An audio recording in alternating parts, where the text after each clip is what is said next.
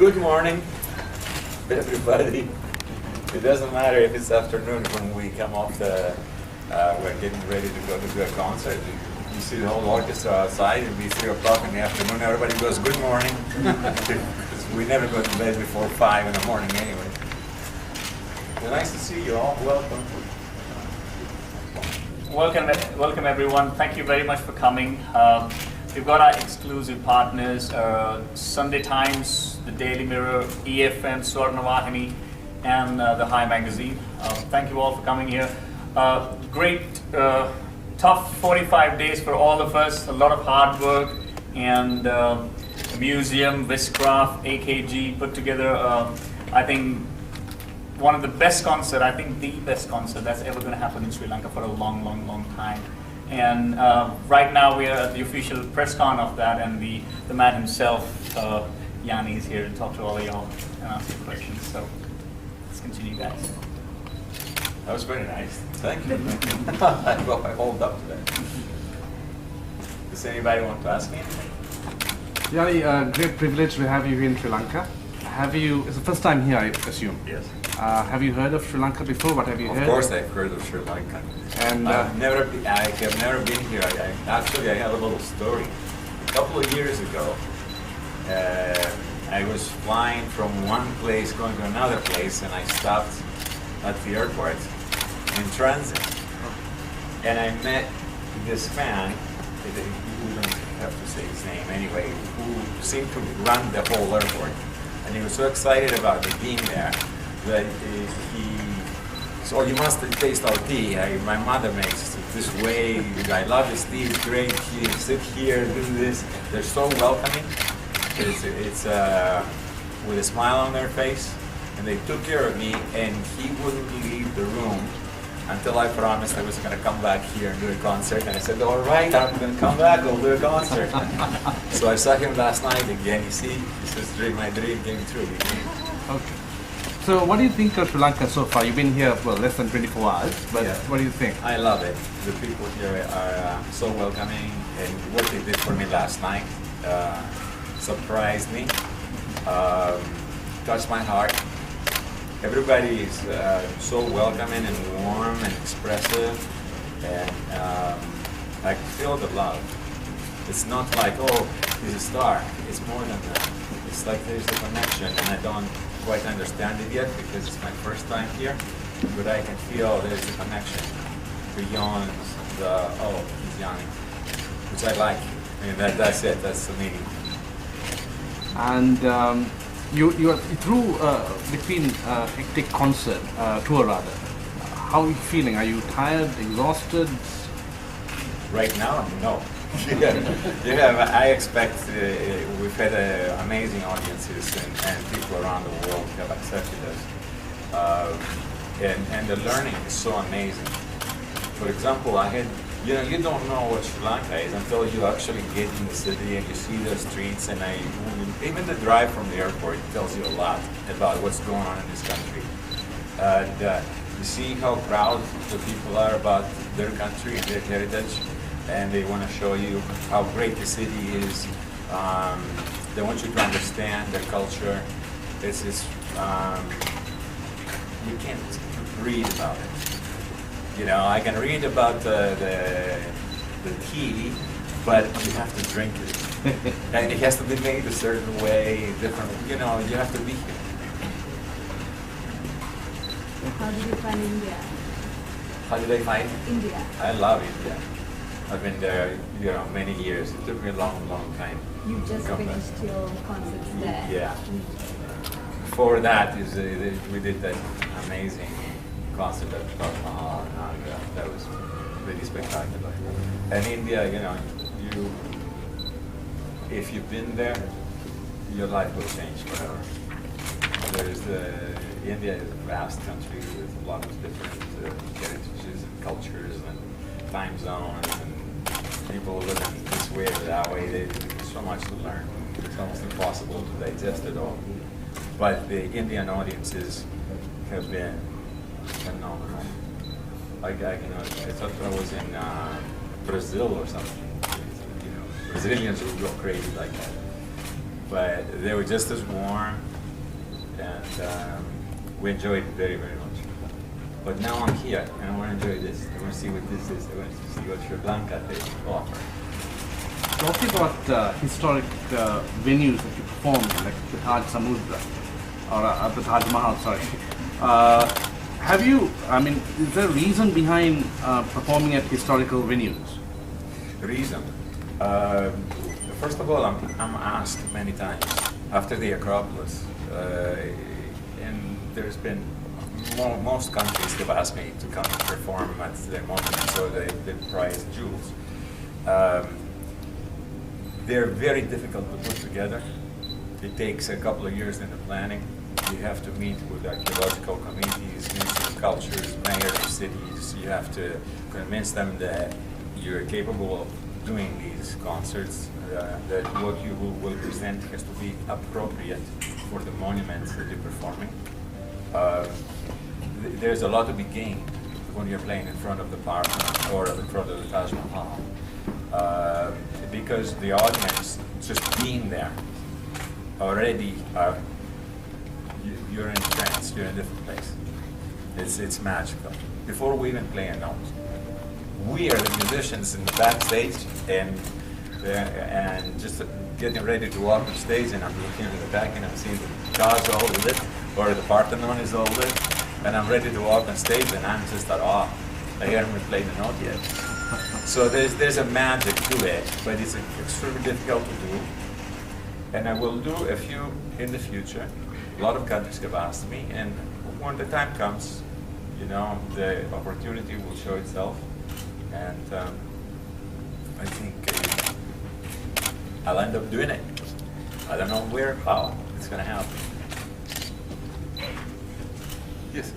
I just wanted to know, when one listens to the music, different albums, there's a whole lot of storytelling that goes on in the music. And from one person who knows music and studied music, I just wanted to know, what is your motivation point? And when you are on that stage, because I've watched a number of your DVDs, and it has to, one just tries to understand what is it that motivates you at that point.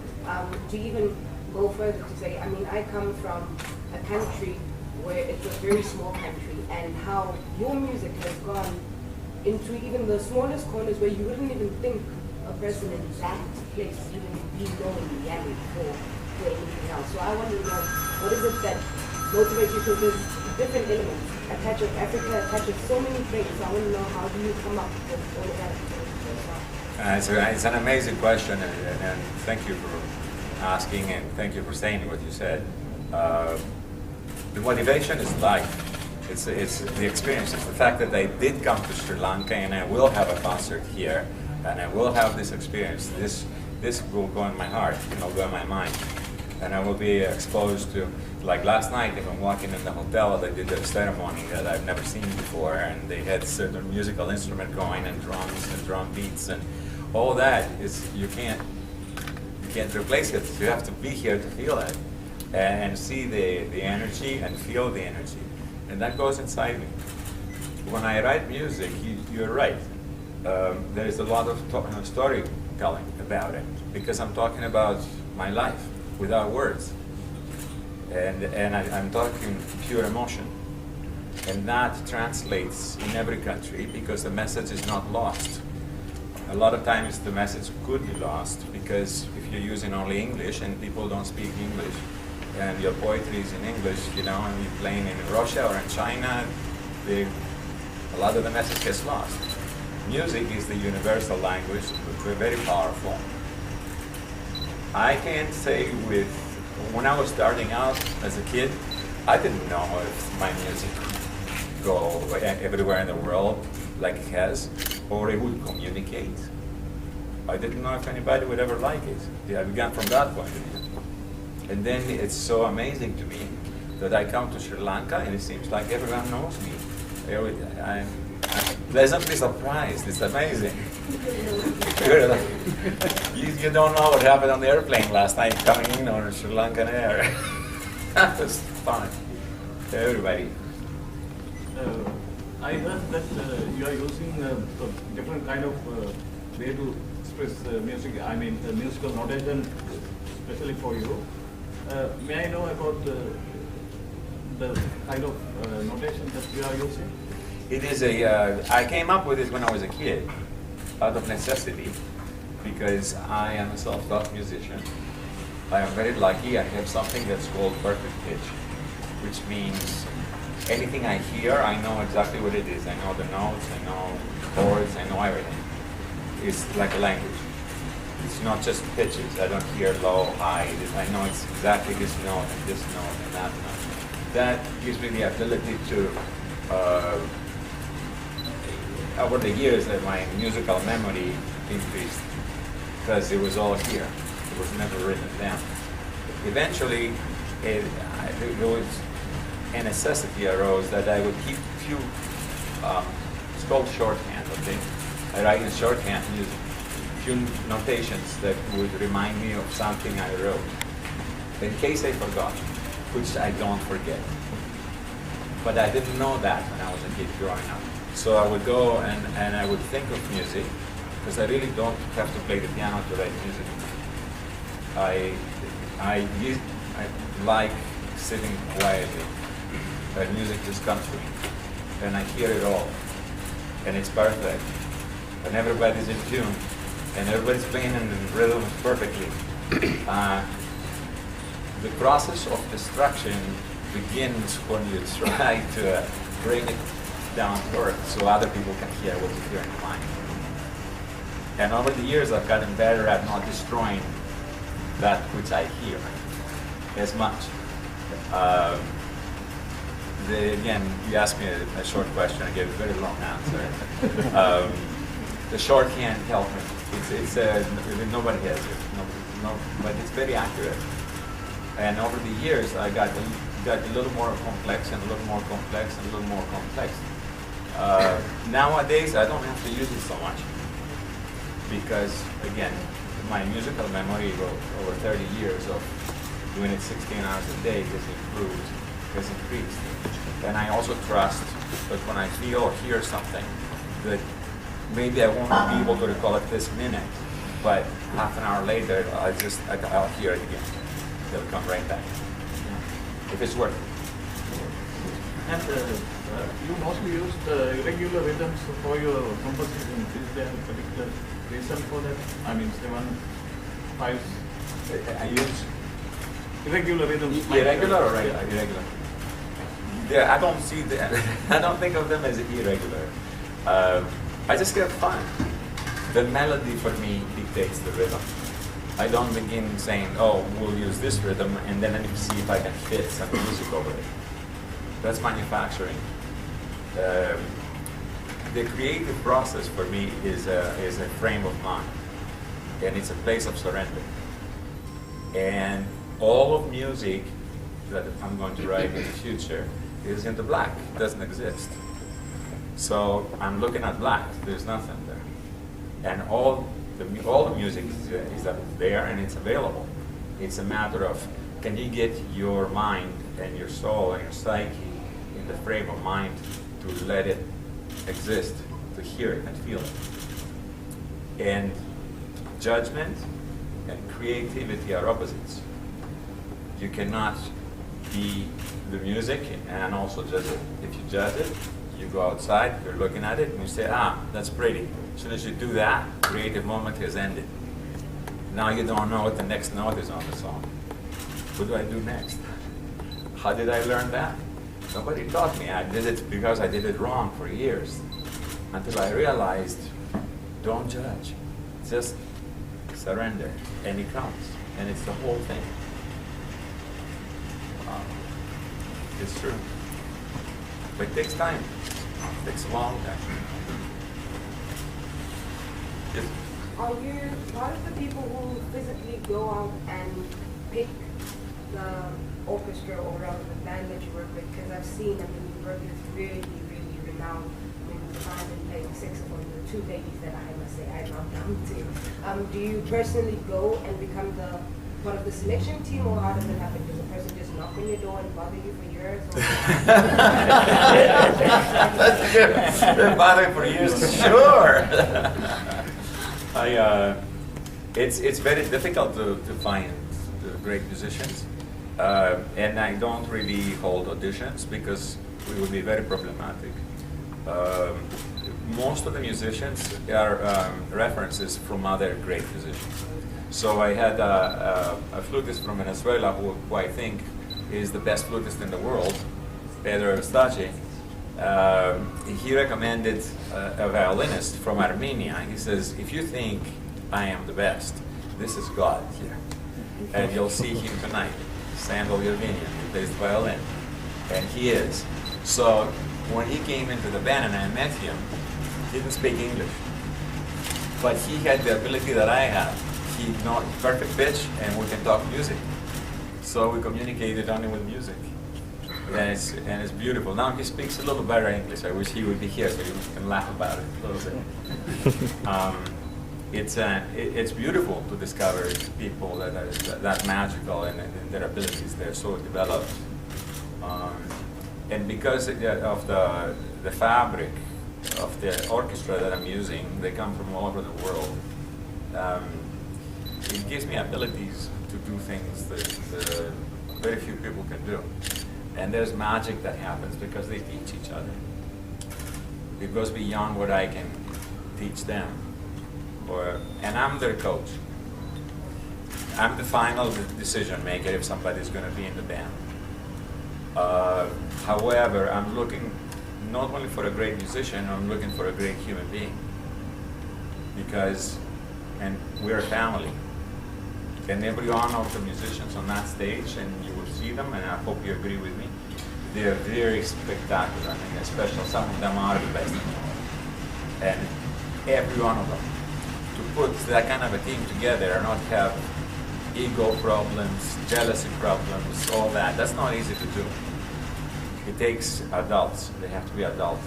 And they have to help each other, which they do. And get along and love one another, and they do. And that shows. It shows in the music, and it shows in the sound, and it shows on their faces. I hope I hold up in everything I said tonight. I know that Hussein Jeffrey played with you for some time in Sri Lanka. Yeah. So how did you find him? I mean, He's amazing. I mean, we played for a few years together. He's just one of the best bass players I've ever played with. He's very melodic. The least amount of problems of fixing was, I was working on an album, live album we did it in Vegas. And usually I go and look at the music that we played, and if there's problems, sometimes I touch it up a little bit and make sure, okay, this is the wrong note, let's fix it a little. We make it a little better. I was saying, I found one or two notes in the whole concert that I thought, maybe he's a little ahead of the beat or a little behind. He's magic. He was magic to work with. Very melodic, he's a very special man. So I knew about Sri Lanka from back then. His whole family, everybody came over. Can you tell us about your collaboration with public broadcasting services? Oh, PBS? Yes, in PBS. America? Yeah. We're like that. It was the most important concert, I think, that began my career was the Acropolis.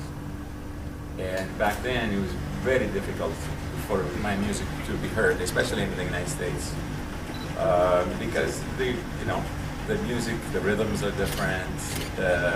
Very difficult to explain to an audience what my music would be like. Radio wouldn't play me, television wouldn't play me, so not a lot of people knew me until the video at the Acropolis came, and then PBS started playing it. And I think they overplayed it. We played it for years. Playing every time you turn on the TV, here I was again. And it started my career. And ever since then, any video that I make goes all over the world, but it also, PBS gets first choice usually.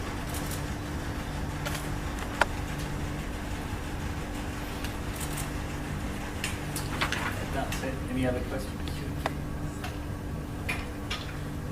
Yanni, one of the interests of every single person that walked in, ever since they found out Yanni was coming, we had a launch of tickets that we wanted to launch at 4 p.m. in the morning. The first guy that came at 8 a.m. to hold his place in the queue. And so we tend to have a little chat with every one of them. And some of them are very interested to know about what you have to say to the Sri Lankan people. So I thought maybe I'll request you, if you can say a small couple of lines to every single fan of yours and every single Sri Lankan students of music, what would your message to them be? I think I want to reserve that for tonight, for the concert, when I'm talking to them. Okay. And I will be, and I'm gonna. There's a message. It's not just about music. What we do. There's a message that comes with it that I don't really want to. I want to surprise people. I want to take them on a journey that is not predictable. But it's a good journey. It makes you feel good. I hope to uplift people.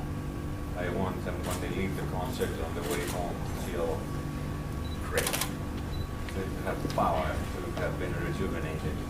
It's a lot to ask for somebody to do, but that's what I'm trying to do. Thank you. Thank you. If that's all, just as a token of appreciation, we've got something. We've got a great pencil artist with us. He's in the room currently, and we've got a small gift for you. That's not small, that's big. We want you to have a look at it. And then show it to him.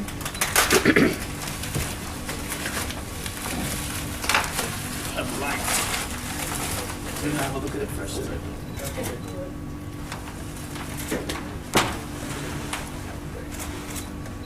Do the opposite. Just put it up.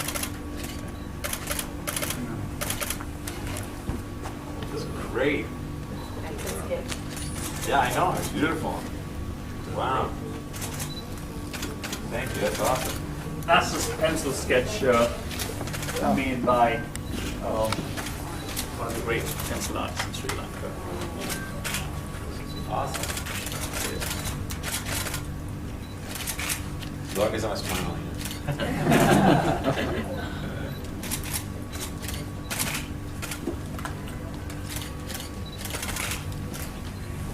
We'll have it sent to you. And we've got different caliber of talent in Sri Lanka. People who write books. So there are people that write books of celebrities, renowned figures around the world, and that's a book that was made by them and addressed to Yanni and asked not to open. It's only for Yanni. And that book is published, and it's got a bit of your story in it. Oh, really? That's what I was told. Great. Okay, thank you. That's very good. Wow. Oh. I'll touch it. Great. Okay. Thank you, sir. Everybody's so well behaved. You're so nice. I like it. By the way, I didn't say it earlier, but when I leave, this is just the beginning. We'll be coming back many times. Probably always. Since we come to this part of the world, we always come to Sri Lanka. I can feel that this island is beautiful. I can feel the beauty of the people. And I think this is going to be an ongoing adventure. And I'm going to learn more and more about the culture as I'm staying. Anyway, that's all I want to tell you. There's more. We can talk all. It's great. I'm so happy to be here. That's all. Very, very happy. Thank you very much. Thank you.